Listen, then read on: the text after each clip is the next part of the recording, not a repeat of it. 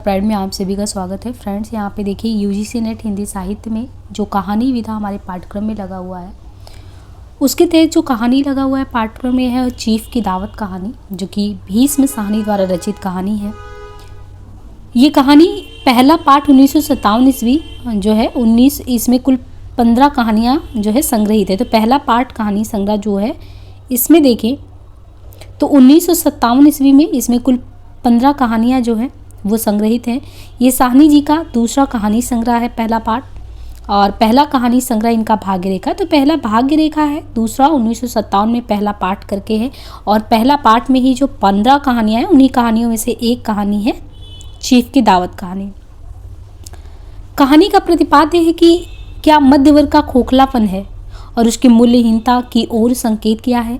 कहानी का नायक है सामनाथ, जिसके चीफ उसके घर डिनर पर आने वाले हैं। इस दौरान वह अपनी बूढ़ी माँ को बाधा समझता और उसे छिपाना चाहता है, परंतु माँ से ही काम बनता देख उनकी खुशामद करने लगता है।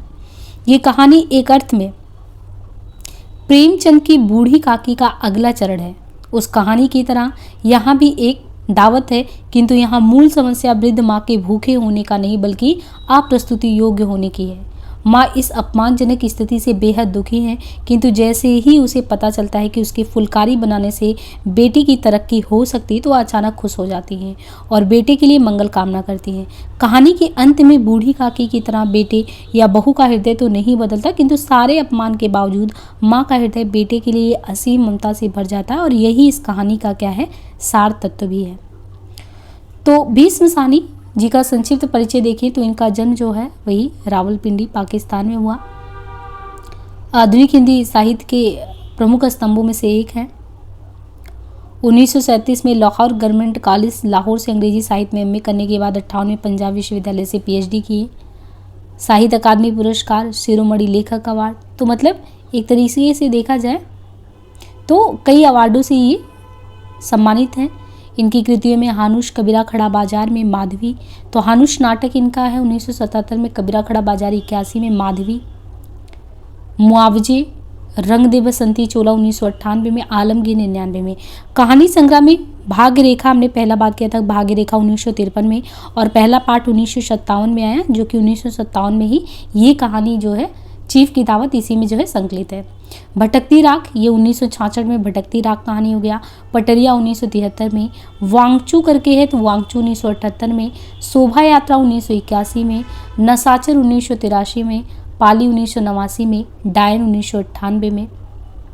उपन्यास में है झरोखे 1967, कड़ियाँ 1970, तमस 1973 में, बसंती 1980 में, मयादास की माड़ी 1988, कुंतो 1993, नीलू नीलमा नीलोफर 2000 में, जय हिंद की सेना 1910 में। चीफ की दावत भीष्म साहनी जी की प्रमुख कहानी। इस कहानी में उन्होंने मध्यवर्गीय समाज के खोखलेपन और दिखावेपन को दर्शाया है। इस कहानी में स्वार्थी बेटे सामनाथ को अपनी विधवा बुढ़िया माँ का बलिदान नजर नहीं आता है, बल्कि उसे लगता है कि यह माँ होने के नाते तो उनका फर्ज है, मतलब ये उन्हें करना ही चाहिए। चीफ की दावत कहानी 1956 में व्यंग्यात्मक शैली में लिखी गई कहानी है, जो पहला पाठ कहानी संग्रह में संकलित है। यहाँ पे देखिए कहानी के पात्रों की बात करें तो कहानी के पात्र में है सामनाथ, मध्यवर्गीय नौकरी पेशा व्यक्ति जिसकी जीवन शैली में दिखावा बहुत है। सामनाथ के जीवन में देखें तो दिखावा बहुत है। पदोन्नति पाने के लिए चीफ को प्रसन्न करना चाहता है, बूढ़ी माँ को फालतू वस्तु समझता और उसी से अपनी स्वार्थ सिद्धि भी करता है। बूढ़ी माँ ये सामनाथ की निरक्षर विधवा माँ, जिनके पास पारंपरिक भारतीय माता का विराट हृदय है, पुरानी पीढ़ी का प्रतीक, और अपने ही घर में दोयम दर्जे की चीज यानी व्यवहार को सहन करती हैं। खड़ाऊ पहनती हैं और बीमारी की वजह से खर्राटे लेती हैं, जिसे आधुनिक पीढ़ी के सामनाथ को चिढ़ है। यानी वो खड़ाऊ पहनती हैं, एक तो उससे सामनाथ को चिढ़ है, उनकी माता खड़ाऊ पहनती है उनकी आवाज़ से, प्लस क्योंकि उनकी एज भी हो गई है तो ऐसे में माँ को जो खर्राटा आता है उससे भी ये जो आधुनिक पीढ़ी का सामनाथ है इसको चिढ़ है। चीफ से मिलने पर सकुचाती हैं, यानी जो उनका चीफ है घर पे आया है तो उससे मिलने में वो संकोच करती हैं ताकि उनका जो बेटा है वो बुरा ना माने। बेटे की तरक्की के लिए कमज़ोर आंखें होने के बावजूद खुशी खुशी फुलकारी बनाने को वो तैयार हो जाती हैं। फुलकारी पंजाब के गांव की दस्तकारी का एक सुंदर रूप है। चीफ सामनाथ के बॉस जिसकी वह खुशामद करता है, सश्नांत परंतु सहज सामनाथ की बूढ़ी माँ से प्यार से मिलता है। बकौल चीफ उसे गांव के लोग बहुत पसंद करते हैं। सामनाथ की माँ से गीत सुनने उसको अच्छा लगता है। गौड़ पात्र में है सामनाथ की धर्मपत्नी। इनमें भी दिखावटीपन का बोध है। पति की तरक्की के लिए खुशामदी में शामिल है। चीफ की पत्नी अन्य देसी स्त्रियों की आराधना की केंद्र थी। विशेष रूप से देखें तो बूढ़ी माँ स्वयं को अपमानित महसूस करती है, परंतु पुत्र की खुशी के लिए जैसा वह कहता है करती हैं। देसी स्त्रियां उन पर खूब हंसती हैं।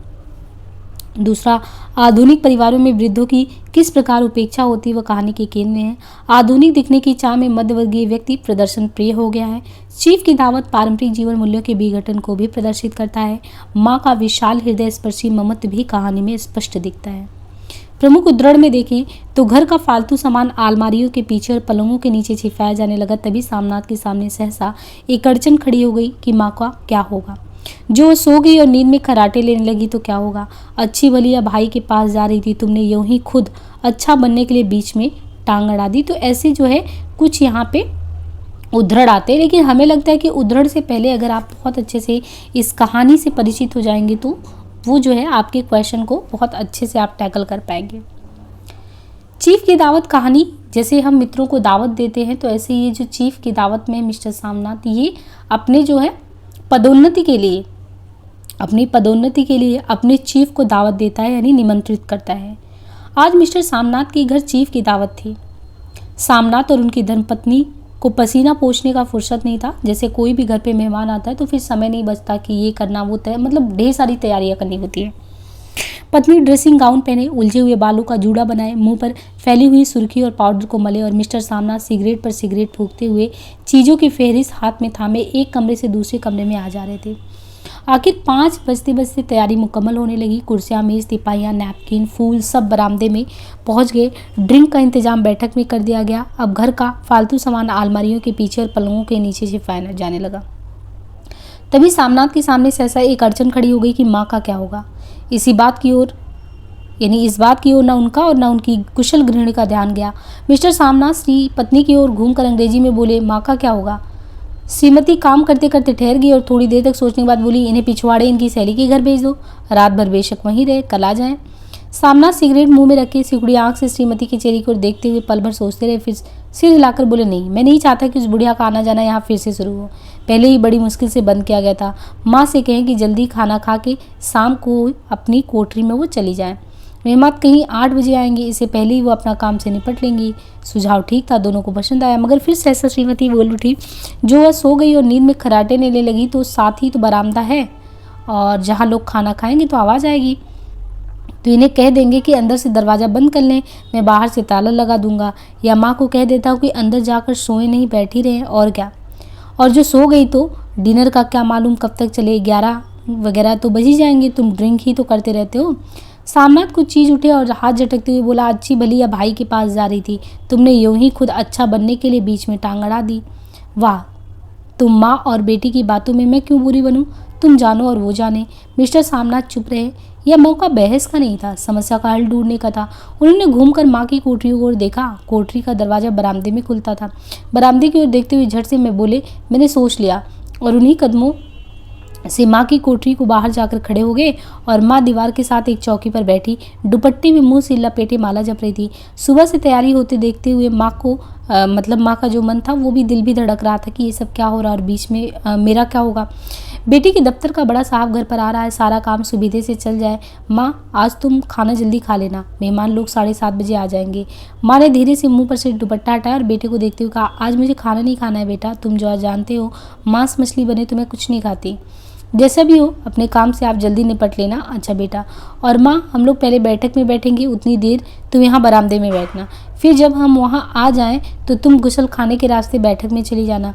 माँ अवाक बेटी का चेहरा देखने लगी, फिर धीरे से बोली, अच्छा बेटा। और माँ, आज जल्दी से सो जाना, मतलब वो कहते हैं कि और माँ, आज जल्दी से सोना नहीं, तुम्हारे खर्राटों की आवाज़ दूर तक जाती है। माँ लज्जी सी आवाज़ में बोली, क्या करूँ बेटा, मेरे बस की बात नहीं है, जब से बीमारी से उठी हूँ नाक से सांस नहीं ले सकती। मिस्टर सामनाथ ने इंतजाम तो कर दिया, फिर भी उनको उधेड़-बुन उनकी खत्म नहीं हुई। जो चीफ अचानक उधर आ निकले तो 8-10 मेहमान होंगे, देसी अफसर, उनकी स्त्रियां होंगी, कोई भी गुसल खाने की तरफ जा सकता है। क्षोभ और क्रोध में वो झुंझुनाने लगा।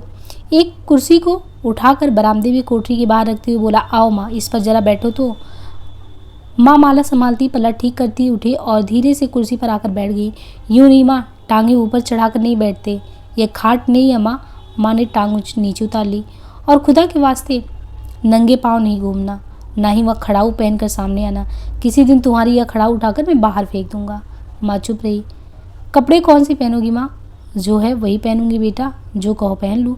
मिस्टर सामनाथ सिगरेट मुंह में रखे और फिर अधगुली आंखों से माँ की ओर देखने लगे और माँ के कपड़ों की सोचने लगे। सामनाथ हर बात में तरतीब चाहते थे। घर का सब संचालन उनके अपने हाथ में था। खूंटियाँ कमरों में कहाँ लगाई जाए, बिस्तर कहाँ पर बिछे, किस रंग के पर्दे लगाए जाए, श्रीमती कौन सी साड़ी पहने, मेज किस साइज की हो। सामनाथ को चिंता थी कि अगर चीफ की साक्षात दर्शन माँ से हो तो कहीं वो लज्जित ना हो जाए। माँ को सिर से पाँव तक देते हुए बोला, तुम सफ़ेद कमीज और सफ़ेद सलवार पहन लो माँ, पहन के आओ तो जरा देखूं। माँ धीरे से उठी और अपनी कोठरी में कपड़े पहने चली गई। यह माँ का झमेला ही रहा। उन्होंने फिर अंग्रेजी में अपनी स्त्री से कहा, कोई ढंग की बात हो तो भी कहें, अगर कोई उल्टी सीधी बात हो गई, चीफ को बुरा लगो तो सारा मजा जाता रहेगा। माँ सफ़ेद कमीज और सफ़ेद सलवार पहनकर बाहर निकली। छोटा सा कद, सफ़ेद कपड़ों में लिपटा छोटा सा सूखा हुआ शरीर, धुंधली आंखें, केवल सिर के आधे झड़े हुए बाल पल्ले की ओट में छिप पाए थे। पहले से कुछ कम कुरूप नजर आ रही थी। चलो ठीक है, कोई चूड़ियाँ उड़ियाँ हैं तो वो भी पहन लो, कोई हर्ज नहीं।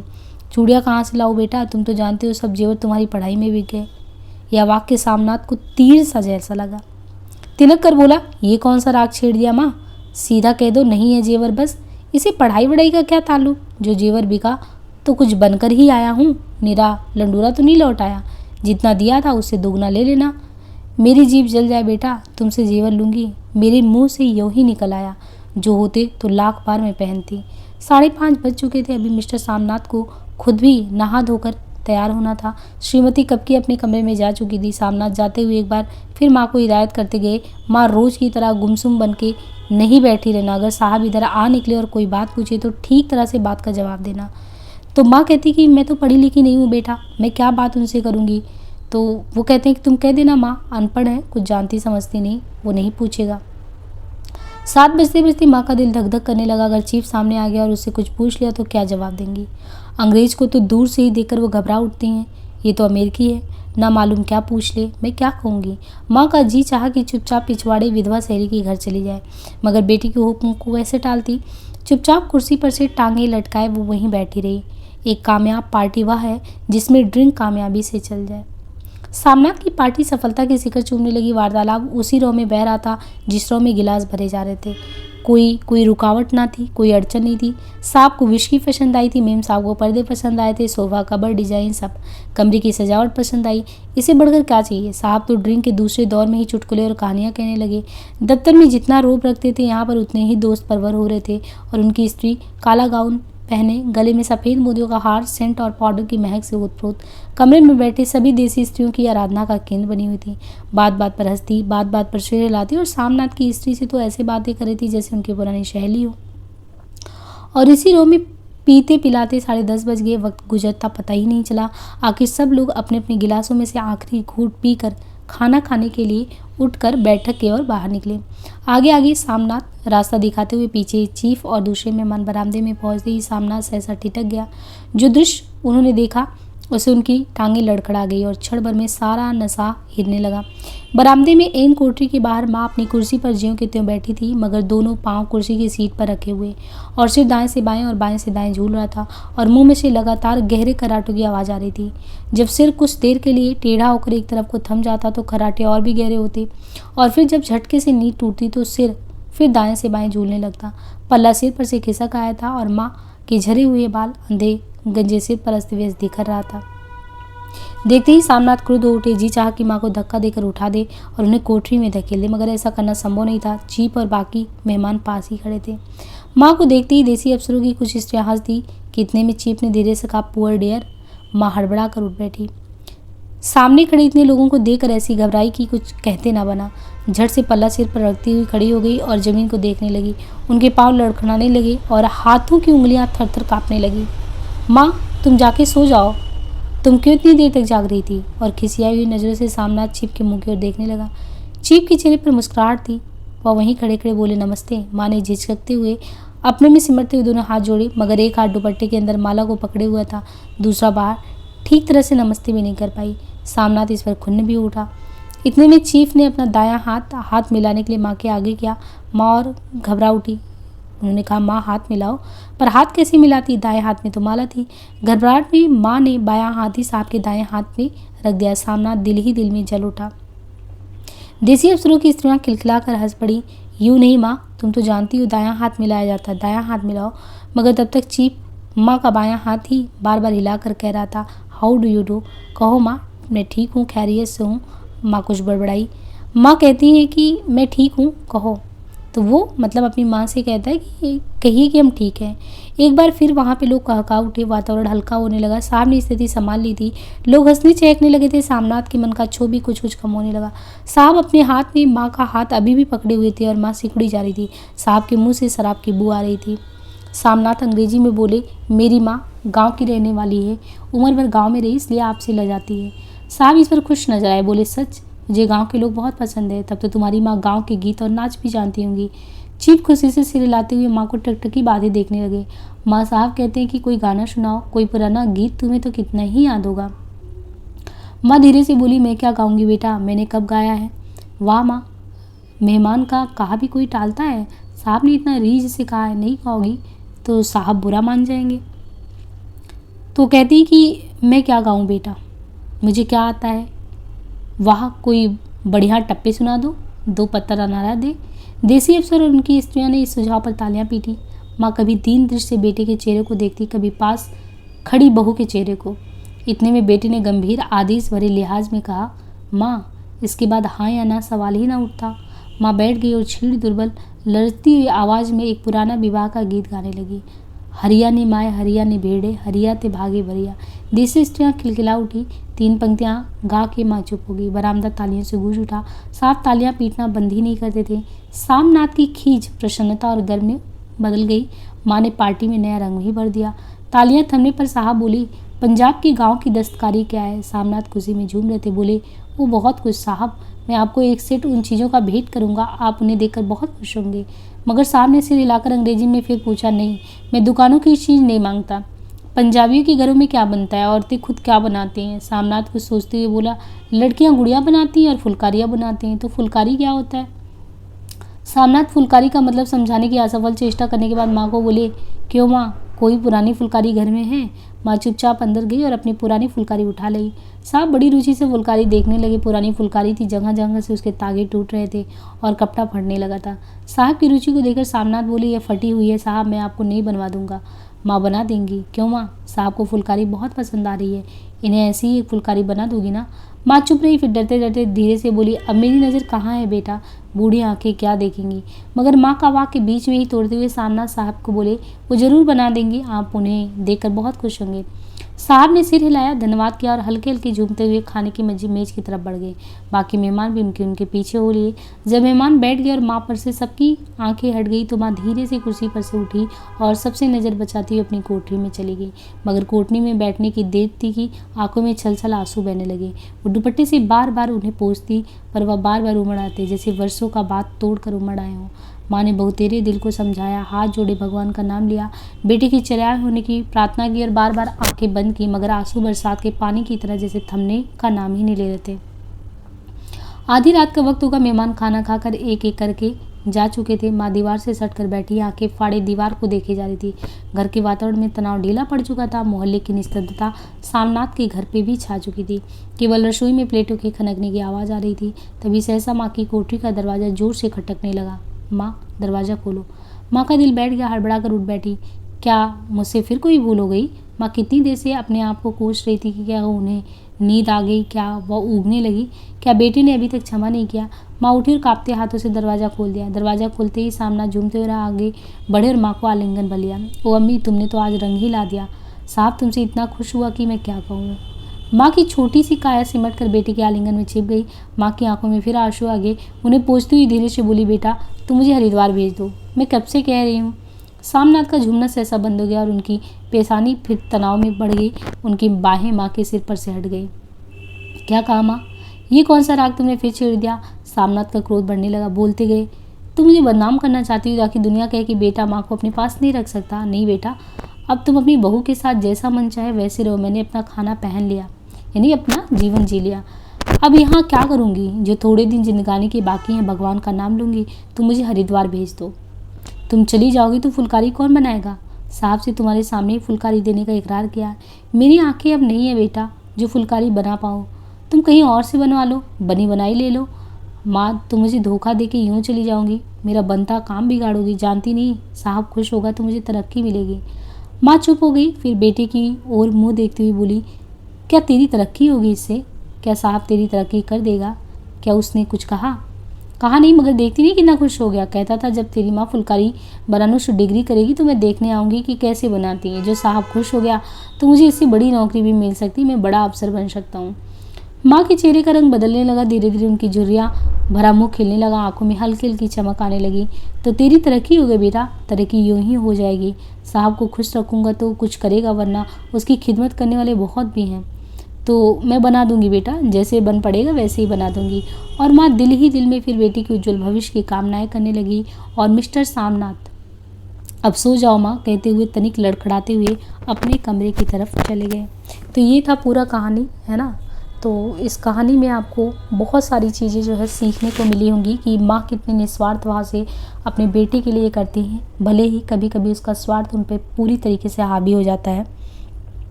और यहाँ पे देखिए जो उद्धरण है, जैसे और खुदा के वास्ते नंगे पाँव नहीं घूमना, ना ही वह खड़ाऊ पहनना, तो ये हिदायत जो अपनी माँ को देता है सामना। तो ऐसी पंक्तियाँ आ जाती हैं कि ये जो है किस कहानी से है। 7 बजते बजते माँ का दिल धक धक करने लगा। अगर चीफ सामने आ गया और उसने कुछ पूछा तो वो क्या जवाब देंगी? अंग्रेज को तो दूर से ही देखकर घबरा उठती थी, वो तो अमेरिकी है, ना मालूम क्या पूछे, मैं क्या कहूँगी। माँ का जी चाह कि चुपचाप पिछवाड़े से जो है उनकी सहेली जो है उसके घर चली जाए, मगर बेटी के हुक्म को वो कैसे टालती। चुपचाप कुर्सी पर से टांगे लटकाए वो बैठी रही। सामनाथ का क्रोध बढ़ने लगा, तब बोलते गए, तुम मुझे बदनाम करना चाहती हो ताकि दुनिया कहे कि बेटा माँ को अपने पास ही नहीं रख सकता। नहीं बेटा, अब तुम अपनी बहू के साथ जैसा मन चाहे वैसे रहो, मैंने अपना खाना खा पहन लिया, अब यह क्या करूँगी। तुम चली जाओगी तो फुलकारी कौन बनाएगा? साहब से तुम्हारे सामने ही फुलकारी देने का मैंने इकरार किया है। मेरी आंखें अब नहीं है बेटा जो फुलकारी बना सकूं, तुम कहीं और से बनवा लेना। माँ, तुम मुझे धोखा दे के यूँ चली जाओगी। तो ये जो जितने भी स्टेटमेंट हैं वो इसी कहानी में उद्धरण आए हुए हैं, चीफ की दावत कहानी से। तो ये कहानी हम यहीं पे समाप्त करते हैं, बाकी मिलते हैं नेक्स्ट कहानी के साथ नेक्स्ट पार्ट में। डिस्क्रिप्शन में आपको लिंक दे दिया जाएगा टेलीग्राम से, वहाँ से आप कनेक्ट हो सकते हैं बराबर अपडेट के लिए। आज के लिए इतना ही, धन्यवाद।